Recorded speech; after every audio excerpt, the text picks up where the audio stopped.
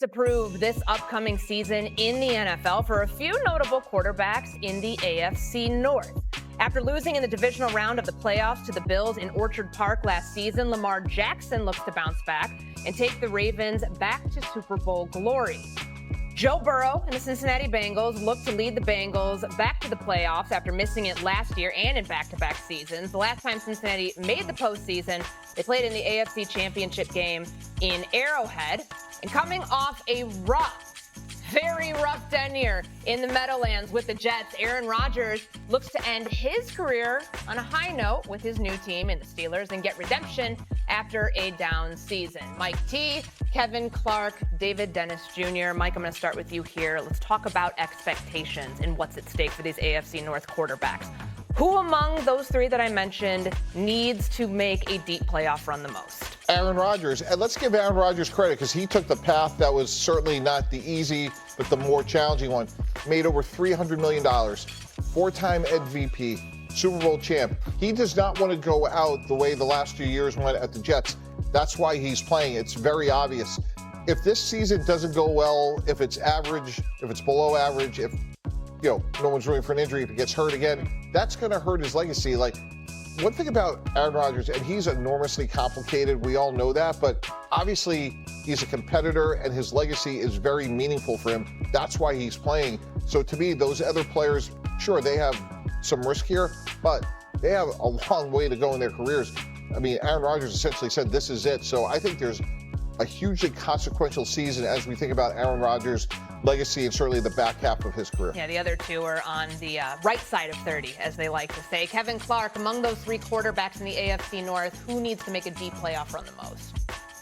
It's Lamar Jackson. First of all, he has that because if he wins the Super Bowl, he makes me look good, which is the number one objective of every NFL player, or at least it should be, because I'm picking them to win the Super Bowl this year. But for me, I'm looking at the other guys. Joe Burrow is saddled with the worst ownership in football, probably, when you just look at the way they handle their roster and the Trey Hendrickson saga and all that stuff.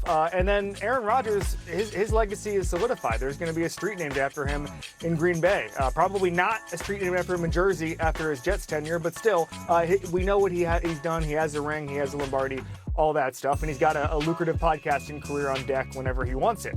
But Lamar Jackson has to win a Super Bowl because he's in this group yesterday. And yesterday I did the tiers on this show, and we talked about that grouping, that Lamar Jackson, Josh Allen, Joe Burrow grouping that is right now ringless, but one of those guys needs to break through. For me, that's going to be Lamar Jackson. He has to do it this year. They have the best roster. Malachi Starks, the first-round pick out of Georgia, is going to change the way we look at this defense. It's going to free up Kyle Hamilton to be one of the best players in football. This is going to be a special team, I think, and Lamar Jackson breaks through.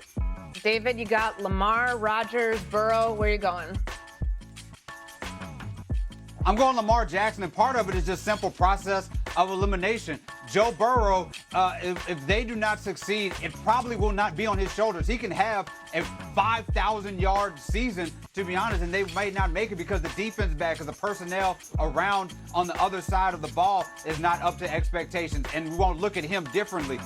For Aaron Rodgers, is a lot of what Kevin Clark said. The guy's legacy is pretty much solidified. I don't really have high expectations for him this season anyway. He's over 40. He's coming back a couple years ago from a devastating injury, and as long as he doesn't blow that locker room up or have a tenure as bad as the Jets, I think it's a success for him this season. But Lamar Jackson is a guy where inevitability of the fact that we feel like at some point he's going to win the Super Bowl starts brushing up against when is it going to happen and if it's going to happen. And when the when becomes an if, that's when it becomes worrisome for a guy like Lamar Jackson. He can rank up, start getting all the MVPs that he can, and we can have all the great regular seasons. But at some point, we want to see this come together into a Super Bowl run, and this year is as good a chance as any. And we cannot have another year where we're talking about Lamar Jackson has a great regular season and comes up short in the postseason. This is his year to take it as far as he possibly can. I know you mentioned the Cincinnati Bengals and their defense, but they are better in that respect. They got Al Golden from Notre Dame as their defensive coordinator. I think that unit I know there's questions about Trey Hendrickson, whether he wants to be there, whether he'll play, all of that, but it cannot possibly be worse than it was a year ago. But on the other side of that, we are one Chris Canty take away from Joe Burrow being knocked off the top 5 list, and I just cannot have that happen. This guy was incredible early on, and when you set the expectation of getting to a Super Bowl in year 2, that's where the bar is. In a conference championship right after that, no playoff appearances for the last 2 years. Getting impatient with your receivers and everything else that's going on in Cincinnati right now after they paid Joe Burrow. He was incredible last year. He led the league in passing, touchdowns. If he can't get this Cincinnati Bengals team in what should be a formidable AFC North to at least the second round of the playoffs, I think we're going to be talking about potential changes in Cincinnati, and not necessarily for Joe Burrow. Who's this going to fall on, Mike T? It's going to fall on Zach Taylor. You agree? Well, yeah, look, I think they're going to be great on offense. To me, it'd be shocking if they weren't, just given where they are with, those 2 receivers. It's so hard to match up with them. I agree, like, the defense has to be at least middle of the road, which it should be. But again, I just go back to the question is, those other quarterbacks, as you said, they're on the right side of the 30. They should all have, barring something unforeseen, long, vibrant careers that go on for a long time.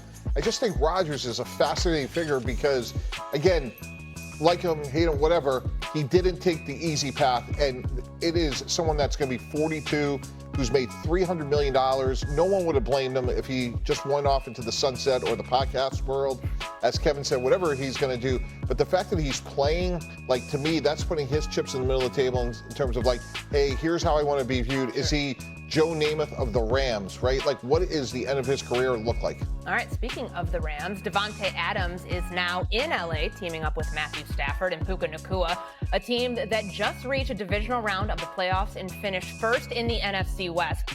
Kevin, coming to you here, how far do you see the Rams going in 2025? Nobody should be stupid enough to pick a Super Bowl on July 11th, but I am that stupid. I picked the Ravens to win the Super Bowl in the last segment, and the Rams are my NFC pick, okay? I'm not doing it just because these are the 2 segments. I've been marinating on this all off season. I think this Rams team, with their front 7, with their young guys who were generating pressure really, really early, Jared Verse, Braden Fisk, what they brought to the defense last year. You add that in with Davante Adams on the offensive side of the ball. I think he has the chance to be one of the best number 2 options in the sport. Obviously, Puka Nacua being the number 1. I don't think Davante Adams is a top 10 receiver anymore, but it might not matter. He's an incredible route runner. He can still get open. He can still cook guys. Matthew Stafford's going to get him the ball. We know Sean McVay is going to be able to scheme it up. I love what this team was able to do as far as the competitive rebuild, as far as the retooling. It didn't take them long. Remember, they were supposed to be rebuilding again last year. It didn't happen. They made a playoff run. This is a special team, a special organization. They are going to Santa Clara for the Super Bowl. I mean, just at the looks of this, Mike T, this might be Sean McVay's best roster he's had in LA. How far do you see them going? Maybe in the first round of the playoffs. And again, just go back to this discussion we've had all week. Kevin, when you look at the Rams offense, and just take Tampa Bay, for example, because we know how good the North is and the East, and you just look at this Buccaneer Ram